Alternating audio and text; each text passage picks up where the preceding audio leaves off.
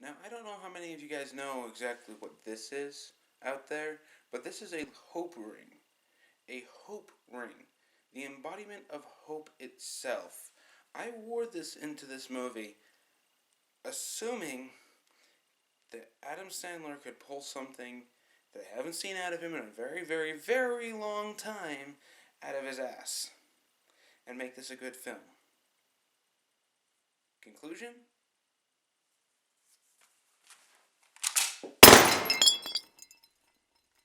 It's Adam Sandler.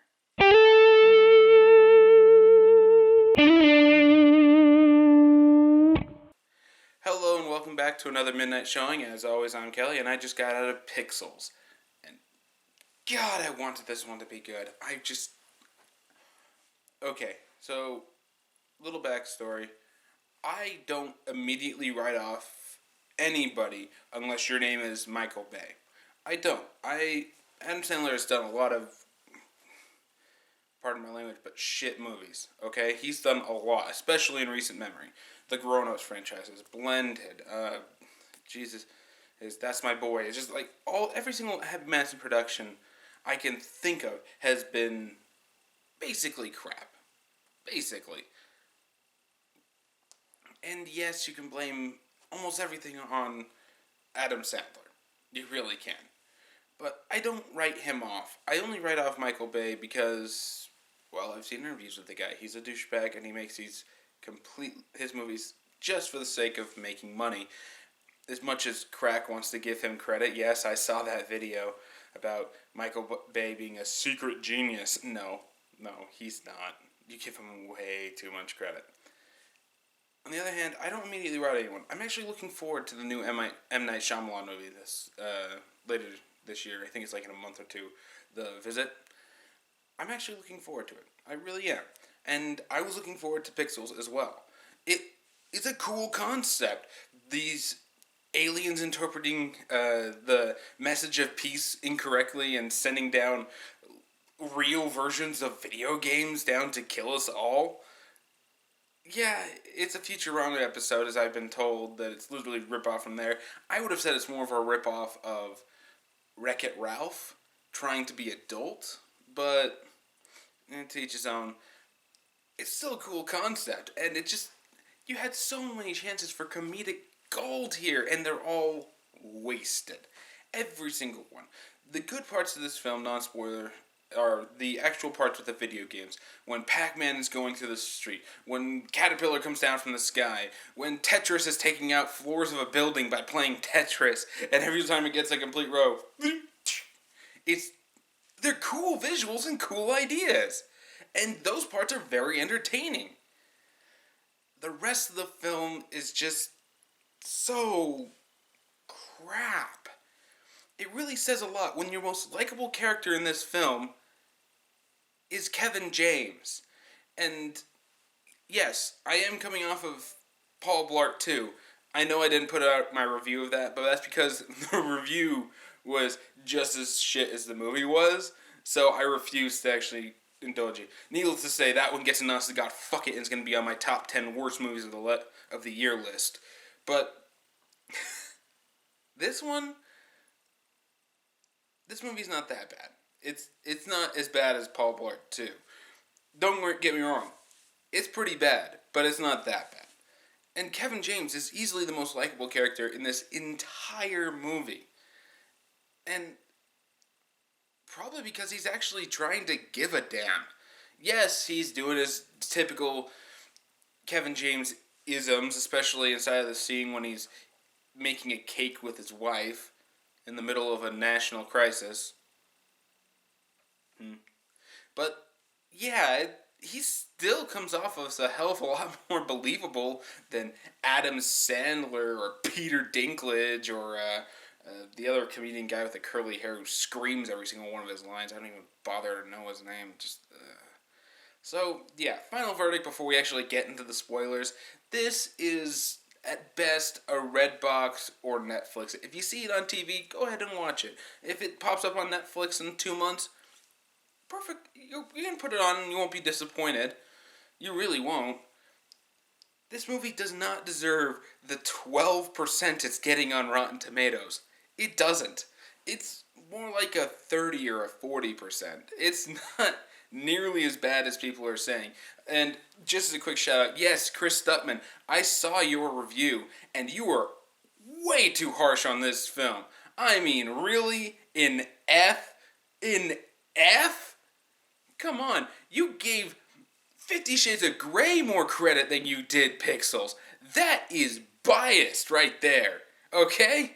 Because I don't know if you just had a bad movie experience or something, but yeah, I know I don't really normally call out people like this, but you and I did not see the same film because this was not that bad.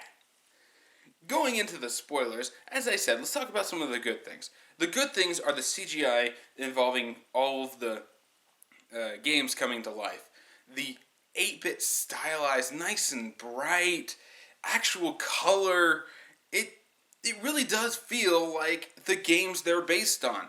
And when they're actually like destroying the city, like Pac-Man, you see the shot in the trailer when he's like eating the fire truck, and the fire truck is like being pixelized as he eats through it. It is really, really cool. I already mentioned the Tetris taking out the floors of the building, but then you have like all these other random video game characters, just like the Duck Hunt dog. He's there. How you got the rights back from Nintendo at the moment, I have no idea.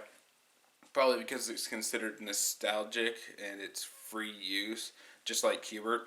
But it's just all of them are just like running around and like Paperboy's throwing his paper and you just like see something explode when it hits. You've got just all these really, really cool. The Galaga the Gallagher ships like shooting downwards and blowing things up. The Pong destroying the Taj Mahal. It really does work. I just have to say, it does. Was it perfect? No, I'll admit that the CGI is dated, but it's stylized in a similar fashion as to Sin City, where, yeah, the CGI is not good by any stretch of the imagination, but it looks good and it fits the context of what they're talking about. And going off on another tangent about reviewers who talk shit about CGI, let me just put it out like this, as simple as possible. Just because it's CGI doesn't mean it's crap, okay? Yes, you can do great visuals. Interstellar, Return of the King. Just name off every single movie that has good CGI that people don't complain about. You can do really good visuals like that. And yeah, maybe that spoiled your opinion of it. But just because something looks cartoonish or video game-ish, yeah, people are actually throwing out insults about video games in a movie about video games. Yeah, read some of the reviews on Rotten Tomatoes. It's pretty stupid. Just because it has all that doesn't mean it's bad. Jesus, you have to take the CGI account for what it is. Does it work in the context of what you're watching? And in this movie, it does. In a lot of other movies, not always. You can always tell when they instantly turn rubbery and start doing jump around stuff, and you're just like, But this movie, the CGI works, okay? It just does. Everything being pixelated, the barrels falling down when they're playing Donkey Kong at the end of the game, they actually look like they put green things over real barrels and just rolled them on a set. And then they just pixelated the the green barrels as they were rolling down. It's pretty good. I'm not going to say that it's the best. I'm not going to say it, but it's stylized in a way that it's really enjoyable to watch. And I know that I've taken a couple of pot shots here, but I've been pissed off a little bit by some of the things that people have been saying, not just about this film, but some other films that were actually pretty good or decent, but get crap shit reviews, because we can't have a mediocre film in this day and age. Everything has to be absolutely crap or absolutely perfection and a masterpiece. We can't have anything in the middle, because heaven forbid that there's actually something that's in the middle. Just, come on, guys. We don't have to be so extreme with our reviews. one of the other things that I thought was actually very good was Kevin James. As I said, coming off of Paul Blart 2, oh god. I guess the only way that you could go is up. And yes, my review of Paul Blart gets an honest to God, fuck it. But Kevin James, instead of, well, to put him on two different pedestals, in Paul Blart 2, Kevin James is trying to be your stereotypical action hero when he's a fat loser who can't even speak at a convention unless somebody has too many drinks or something. It's pretty sad. And they're trying to make him off like he's some badass, sexy action hero. And it's Kevin James, people. You think that his stupid fatisms that he does are bad in any of his other movies? You have not seen Paul Blart 2. And being someone who actually liked Paul Blart 2, or the original Paul Blart, for just being cheesy, campy fun, to have them knock it up to 11 and turn it into complete shit, that's saying something. But coming off of that performance, comparing that to Kevin James inside of this one, he plays the president. And yes, laugh all you want, Kevin James being president. Is it any more unbelievable than all the jokes you throw at Bush? Just saying. But it's... he's actually trying. You know, the media is playing him off as like a big-ass idiot who's always doing stupid-ass stuff. But in actuality, he's trying. He's talking with his advisors. He's trying to balance his relationship with his wife with running the country and saving the world. And he's doing a pretty good job at it. Yeah, he flubs up a word, and people give him shit for it. He says catastrophic wrong, and it comes off of cataphractic or something like that. I can't even remember. It's a dumb joke. But media's having a field day with it while he's actually trying to be a president. When he's reviewing the footage, he starts seeing that these are acting like Galaga. And he calls in Adam Sandler being a self-proclaimed super retro gamer. We'll get into that in a minute. But he calls him in, and he's like, okay, I just need a second pair of eyes. Are you seeing what I'm seeing here? And sure enough, what does he do? He has to go into the boardroom and actually explain to his head of every department in his cabinet, his military advisors, everyone, just got attacked by Galaga. And he's trying to not sound like an idiot when he does this. And it comes off as very believable and a lot deeper than you would see inside of a comedy like this. He is easily the best actor and character in the film. And far be it from me to say, I'd actually say that he was really, really good. Not to say that he doesn't have problems. As you said, some of his isms were, yeah, he's hanging out with his wife making a cake and acting like a fat retard. Yeah, no. Just no. You're just asking for more media trouble. Really, you are. So, yeah, he has problems, but by far he's much more entertaining than anybody else in this film. And by God, am I just want to punch everyone else in this film. They'll do a horrible job, by the way. We'll get into them in a minute. Was there anything else that was actually pretty good? Not really.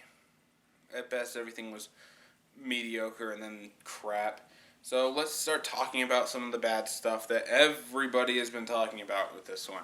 Okay. First off, let's talk about the people inside of the film. The characters. And let's go for the easiest target of all. Adam Sandler. One of the reasons why I went with this movie with a lot of hope is because I recently saw a movie called The Cobbler. It's on DVD right now. You can Redbox it, or I think it's on Netflix as well. And that movie, Adam Sandler is basically playing a supporting role, but he was given top billing because let's sell this movie on Adam Sandler's name. And the movie itself is fairly good, minus the ending. The ending completely ruins it and does a 180 stupid twist that ruins the entire thing. But for the rest of it, it's really good. And Adam Sandler was actually trying. He was trying. I know, that's such a rarity. He was trying. I saw that. And I was like, maybe Adam Sandler can actually do a good job. Then I saw this. And it's just the same stupid, tired bullshit you've seen in every single Happy Madison production ever. And I mean ever. Okay? He is a retro gamer. When he was a kid, he was really, really good at all of the arcade games. And I mean all of them. Because he memorized the patterns and he could just instantly predict what was going to happen and just be awesome. And oh my god. Seriously. You're playing Donkey Kong. You jump up and down. Occasionally get a hammer. You jump up and down. Occasionally get a hammer. It's not as impressive as you think. And everyone's trying to tell him that because he's so good at video games, he's smart, he's going to go to MIT, and he's going to end up getting, inventing all this stuff and have a really cool life. Yeah, because gamer equals inventor. And they shove that down your throat throughout the majority of this film, that gamer equals inventor. You starting to see the problem here? And in the future, he is an idiot. He's a loser. He works for Geek Squad. Oh, sorry, Nerd Squad. And yeah, that's his story. His life didn't go in the direction he wanted. He ended up getting a divorce with the person he thought he loved, and yeah, he's a loser. But then that's supposed to make him some endearing hero by the end of it, but we'll keep going. So he goes around installing televisions and PlayStation 4s, because heaven forbid someone knows how to take a cord and plug it into a PlayStation. The wall mount maybe you would need some help with, but come on, guys. There's instructions, and it's 4 screws. If you can't figure that out, you don't deserve to have that nice of a television. Just saying. So he goes around and does that, and that's how he meets Michelle Mahonigan, or I don't know how to pronounce her last name. I'm sorry if I butchered that. And her only purpose in this movie is to be arm candy for Adam Sandler. So he's working on this while her stupid-ass kid, in far as dumbass kids, tells Adam Sandler the entire life story of what's been going on in their family's life, about how his mother's getting a divorce because his dad cheated on her with a 19-year-old Pilates instructor. And that somehow makes Adam Sandler and Michelle Mahonigan soulmates. They start connecting with each other. They're like drinking alcohol and crying inside of a closet. And Adam Sandler moves in for a kiss, and then she goes, "Oh, what are you doing? This is too much." And it's supposed to be playing off that she's shallow because she won't accept that Adam Sandler's a nice guy. He's not a nice guy, though. He's a complete douchebag throughout the majority of this movie. He really is. To the other characters and gamers throughout all of this, and then when they actually start playing the video games, yes, he knows the patterns a hell of a lot better than all these army guys.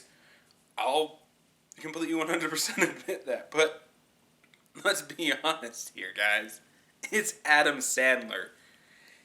I don't think for a split second he'd be able to jump over one barrel when he's actually playing Donkey Kong in real life. Nor do I think that he could actually smash any of these barrels with that stupid hammer. I don't. I don't believe that he would be able to hold this gun like this, or drive a car like a professional stunt driver. Doing all these in reverse, by the way. He did most of this in reverse when he's like running from Pac-Man inside of this parking complex and trying to get away from him just in the nick of time before the power pellet wears off, so that when Pac-Man touches him, he dies. He did a jump from 10 stories inside of a parking garage onto the roof and walked away like he was some sort of badass. I'm sorry, no. There's no way in hell Adam Sandler could do this at any point ever. Now, bringing on people who know these games, is a pretty good idea, especially when you've confirmed that these guys are all that they're using 80s video games against you. It's a pretty decent idea, and as I said, for a much better film, this would actually have worked. I know this because I saw Wreck-It Ralph, which did this entire concept much better. Oh, they didn't do it in the real world. Yeah, they did it in the video game world, which makes more sense when people like Peter Dinklage are using cheat codes in the real life, right? But, I'm sorry, Adam Sandler, you did not do a good job in this. You didn't. You just did your typical, I'm going to do my cynical sarcasm thing and maybe say a line or two against you. You're going to somehow find that endearing and we're going to suck face by the end of the film. That's it. Now, I've already gone over the problems with Michelle's character because why is she even in this other than just to be a love interest? Let's go into Peter Dinklage. By God, man, do you phone in everything that you're not when it's not Game of Thrones related? Between this and Destiny, I don't think that you can do a good job. I really don't. Oh, go to Game of Thrones and he's awesome. He's charismatic. He knows how to talk to everybody. He knows how to play that role. But when you put him inside of the role as this super hotshot gamer, yeah, just as a small side note, every single character in this is an 80s stereotype. Which I guess fits in with the film, but let's face it. Adam Sandler's the everyman. You have Kevin James is the sophisticated one. You've got the other comedian with the curly hair playing the fat one, even though he's not fat. Seriously, I'm bigger than him. And then you have Peter Dinklage playing the hotshot. Oh, and then you have the stereotypical love interest. Yay! 80 stereotypes! But Peter Dinklage, especially as this hotshot, just doesn't work at all. Now, he's a cheater. He cheated back in the day when they were all kids, which Peter Dinklage is playing the kid version of himself, which I thought was kind of funny. It didn't work, mind you, because you could definitely tell that he was still an adult. But, yeah. It was just one of those ones that should have worked but didn't. Which is 90% of the comedy. It all falls flat, but we'll talk about that in just a second. Back in the day, the reason why Adam Sandler's life didn't go the way he wanted was because he lost this video game tournament against Peter Dinklage. And the reason being, Peter Dinklage cheated. He's wearing sunglasses the entire time, and on the inside of the rims, he has all of the cheat codes rested there. This is proof that they've never played an arcade video game, because when you put in a cheat code, it acknowledges that you have that cheat code on. It does. Up, down, down, left, right, F, right, A, B, start. Yeah. It tells you right on the screen, bing, that you have a cheat code on. So when you're doing super speed in Pac-Man or whatever the fuck he did inside of Donkey Kong, it lets you know. So how did he do that inside of a competition without being caught? Anybody? Anybody at all? Oh, I know. Convenience of plot. Now, they bring him back later, and he's still that stupid, arrogant douchebag because he won a video game competition.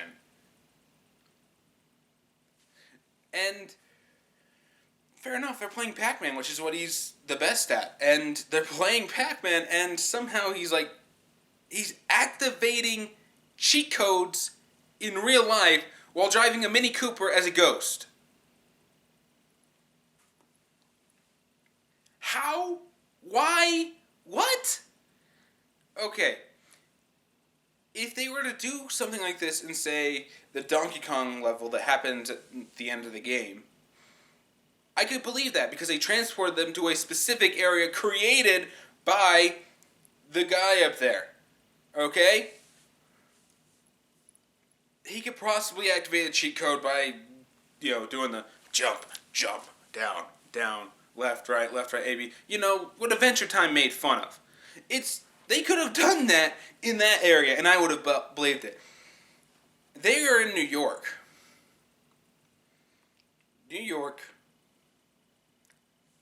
Chasing Pac-Man on the streets as he's devouring everything.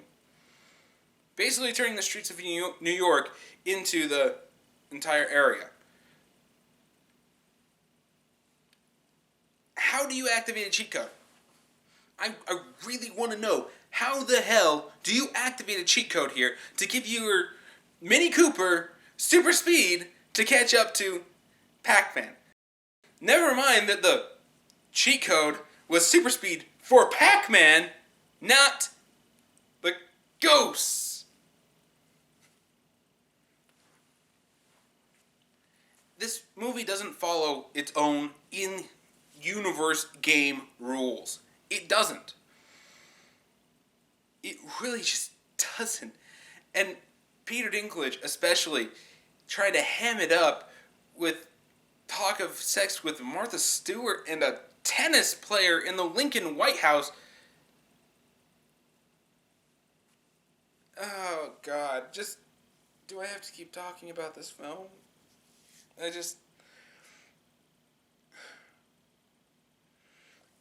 should probably mention the other kid stereotype was trying to play fat.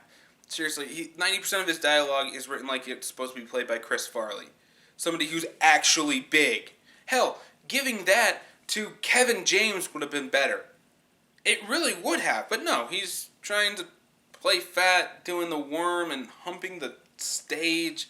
I mean, seriously, I just got out of Magic Mike. I got enough humping in the stage. Please, stop.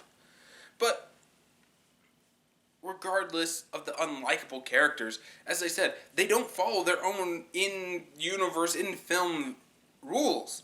There's one point where the cars, where they're chasing Pac-Man, one of the cars goes off the game map and just crashes in the water. If they're somehow applying the rules of the video game to this said area, shouldn't that car have just gone back to the other side of the stage? There's another part where they're eating, where he eats a power pellet and like neutralizes all of their gear so that they become, Pac-Man can eat them. Which, okay, that's actually kind of cool because it showed that when he ate the power pellet, it's like, well, burst wave happened and their cars all turned blue because of the burst wave. It's kind of interesting. But he eats one of the ghost cars with the said unfunny fat guy inside of it. He jumped out before, so he didn't die. But shouldn't that car go back to the center of the stage and become usable again? No? Why do certain things work when others don't? Because the writers didn't think of this. They didn't. They didn't think about any of this. They thought, hey, you know what will sell this movie? Nostalgia. And all of those older kids from the 80s who were born in the 80s and played all these video games, I bet they'll make this movie a hit regardless of whether we put effort into it. And honestly, they probably did. I would not be surprised that this movie makes all of its money back and then some. I really don't. I really wouldn't be surprised. It did have some things going for it. The concept is kind of cool, but the problem is that it's relying so much on your nostalgia that you're not supposed to realize that when they bring Cubert inside of this thing, that they're obviously trying to rip off Wreck-It Ralph's Cubert, but unlike Wreck-It Ralph, they actually acknowledges Cubert within its own universe and only has him talk in those little bubbles where he's basically swearing all the time. Cubert is talking like a regular person. How? Why? Who gives a flying fuck? You can't do that, okay? You have to establish rules. You have to... This is why Twilight is mocked for its supernatural side. Not because of sparkly vampires. If they had been consistent about the sparkly vampires, you can at least say that someone's imagining this. I don't want to turn this into a rant on Twilight, but just to use an example, they make the big old thing about how they can smell Bella from far away. So they need to have freaking Jacob take her because the wolf stench will cover up her scent. How and why? But they don't do that. They end up just following Edward because Edward said, because Edward would never leave her. Shouldn't her scent just lead back to one of the places she usually frequents, like her house, or the Cullen's house, or school? How can you be just so about all this? And if Jacob really stinks that bad, how would you be able to follow Edward? Because Edward basically went along the same path as Jacob. His stench was so bad, shouldn't it have been impossible to smell? That's one of the reasons that Twilight is mocked for its supernatural side, because it makes no sense and it's just there for that. And this has the exact same problem, but more from the technological side, okay? You can't have one character give him the ability to put in a speed cheat code for a character it's not supposed to even work on, but then not acknowledge that anything else works inside of this world, so that when they eat the cars, they don't just respawn back where they were. You can't do that. You can't. When they're playing Donkey Kong, it's quite clearly acknowledged inside the game that you have to either smash the barrels or jump over them. Why is Kevin James able just to scooch around them as they're falling down? How are they jumping up to the next level without the ladders? Because they're humans and they can work outside the law? No. Just no. This was made with no idea about these games. It's quite clear that they played these games for about 20 minutes and then thought, I got a basic understanding of that. Let's go write this film. Rather than, playing for a couple of hours on each of them to get a good feel of the rules and what you need to do and how lives work. No, it doesn't make any sense whatsoever. And honestly, I could deal with most of this if not for the fact that it's just the biggest crutch against this movie. It's not funny. This is primarily a comedy action movie, and comedy being the operative word, because there really isn't anything funny in this movie. I got maybe a couple of chuckles here and there, but yeah, when they're not fighting Pac-Man or shooting down Caterpillar or fighting Donkey Kong, the movie's boring. Everything you've seen in this movie is just cliched and dumb. Making out Adam Sandler to be some kind of stud cake who's buff enough to be able to jump over barrels like 6 or 7 feet up in the air. I mean, really.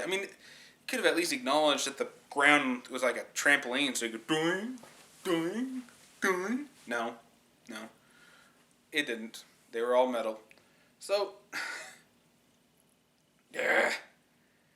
It's not funny. Every single joke falls flat. The funniest moment, in my entire opinion, was just this random out of left field cameo where a guy's telling him about this evil monster that's destroying everything. I didn't think monsters were real. Well, what monster was it? Pac-Man! That's probably the funniest the movie ever got. And it got about a 2-second chuckle out of me. That's it. The rest of this movie is cringeworthy. As I said, Kevin James is actually trying to bring something to it, especially when he's got to tell his head of cabinet that they're being attacked by Galaga. And scenes like that, where he's and some of the other ones where he's like interacting with some of the people inside of Britain when they had to fight Caterpillar and whatnot, those scenes with Kevin James kind of work. Not laugh out loud hilarious, but occasional chuckles. Nobody else got a chuckle out of me. Every single joke Adam Sandler made was just dumb and predictable. Michelle Monaghan, her empowered thing when she's like fighting against the stereotypical evil general who doesn't believe that gamers can do this because gamers are so stupid and blah blah blah blah blah. Come on. You want real empowerment? Actually have her do something in the movie rather than have to be saved. Peter Dinklage phoning this in, trying to ham it up as much as possible because it's just a stupid idea, and I guess I can see the mindset of that, but it never worked. I'm not even going to talk about the guys whose name I don't even remember because he was just a dumb idiot who just really had no place even being there. They could have done this entire movie without him or his subplot about getting the video game girl he had a crush on, which I think that's the reason why I hate all of these characters so much. It's not just because they're 80s cliche, but they're gamer blackface. They really are. Just in the same way as Big Bang Theory is nerd and geek blackface. Every single one of these characters in this movie is just gamer blackface. Even the little kid who's Michelle's son throughout the thing, he's the new age gamer stereotype. Thinking the classics are Call of Duty and Halo.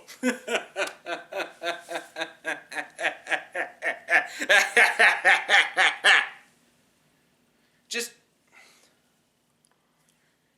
you ever met anybody who actually played any of these games? None of them act like this. Not one of them. Maybe Kevin James, being that he sucks at all games except for the crane game, which he's called Chewie in the whole movie because he won a Chewie mask out of it one time. Just saying. But Adam Sandler, I have no way believe that he memorized the patterns or anything like that he could play these games as well as he could. Because I could believe the little kid who's playing the young Adam Sandler. I could believe him, but I could no way believe Adam Sandler could. Adam Sandler, you don't know what real gaming is. You don't. You want to go talk to real life retro gamers, go find some of the ones who are on the internet. Go find the professional guy who beat all the levels of Pac-Man or all 100 levels of Donkey Kong, whatever it was. He did it like 5 or 6 years ago and he got a big old press release on it. But go talk to one of them and actually get a vibe for what you're trying to portray, rather than just trying to portray yourself, but hey, I'm also a gamer.